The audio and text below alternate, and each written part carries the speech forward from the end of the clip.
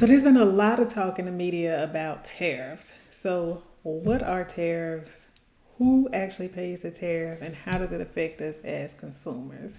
So first, what is a tariff? A tariff is a tax, just like any other tax, but this particular tax gets placed only on imports. So as things come into the country, that tax gets paid. Now, who is paying the tax?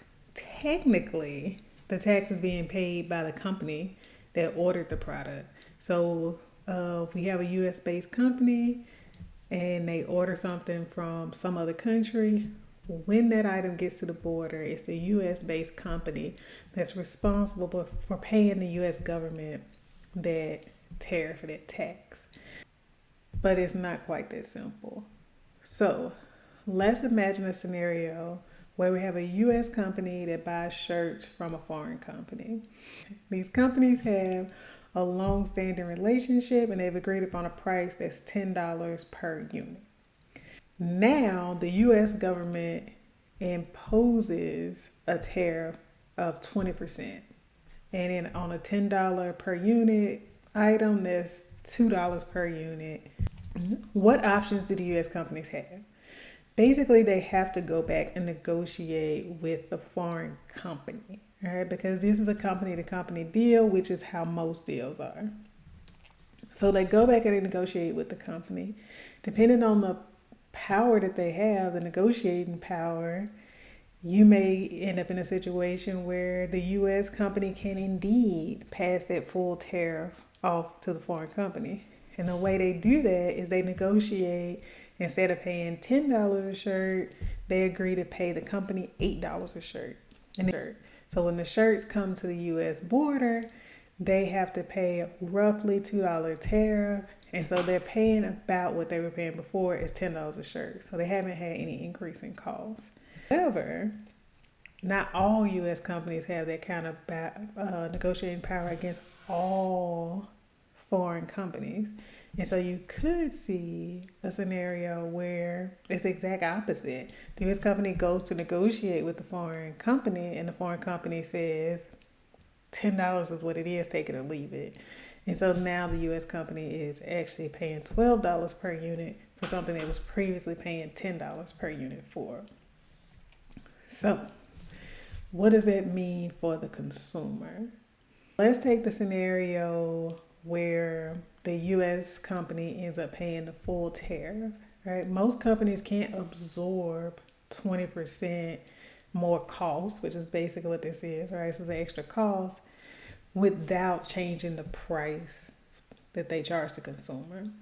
So as a consumer, you can expect a higher price. Anytime prices go up, people tend to buy less of that item. And so the store itself can expect to sell less or fewer items. And depending on what's going on with that store, it could lead them to also have to let some people go, right? Because they're not selling as much product as they were before. They're not making as much profit as they were before. Now you have, as a consumer, higher prices, and as a worker, fewer jobs. So let's think about the other scenario where the US company actually has all the negotiating power and they're still paying the exact same price per unit. Well, their business model hasn't changed, but the company that they convinced to sell them the shirts for $8 instead of $10 has to make some adjustments. So now that company, again, probably cannot absorb a full 20% loss.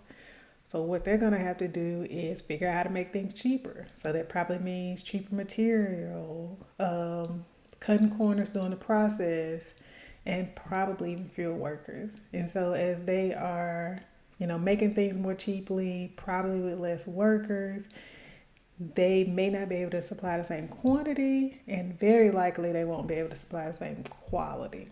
And so you'll get the same price in the US stores, but you may not get the quantity that people would like to buy, right? So you have shortages, and you're likely to end up with a lower quality. So the tariff, regardless of who pays it, can still be bad for the US consumer. So when it's just shirts, right, it's just one thing that's being affected, one small corner of the economy, generally it's not that big of a deal.